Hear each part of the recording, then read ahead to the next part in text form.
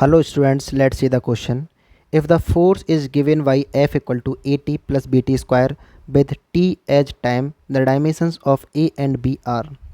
तो सबसे पहले हमारे पास फोर्स गिवन क्या है, हमारे पास F equal to AT plus BT square. एक रूल होता है कि दो फिजिकल क्वांटिटीज़ को सेम फिजिकल क्वांटिटीज़ को हम ऐड कर सकते हैं, यानी कि फोर्स को हम फोर्स में ऐड कर सकते हैं, मास को मास में ऐड कर सकते हैं, वेलोसिटी को हम वेलोसिटी में ही ऐड कर सकते हैं।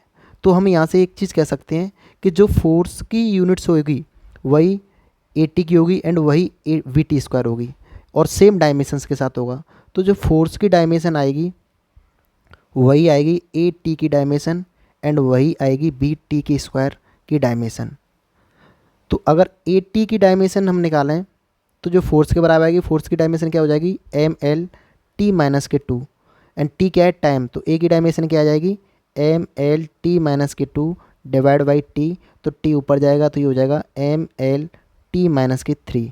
तो ये क्या आ गया हमारे पास A की डायमेंशन। अब यहाँ से फोर्स की जो डायमेंशन होगी वो BT स्क्वायर के बराबर होगी, तो BT स्क्वायर की डायमेंशन भी MLT माइनस के 2 आ जाएगी। तो B की डायमेंशन निकालनी है तो MLT माइनस के 2 अपॉन ये T स्क्वायर नीचे जाएगा तो T की पावर 2, तो ये हो जाएगा हमारे पास MLT की पावर माइनस के 4। ये क्या आ जाएगी B की डायमेंशन। तो मैच करेंगे तो MLT minus 3 MLT minus 4, option number B is correct. I hope you got the answer. Thank you.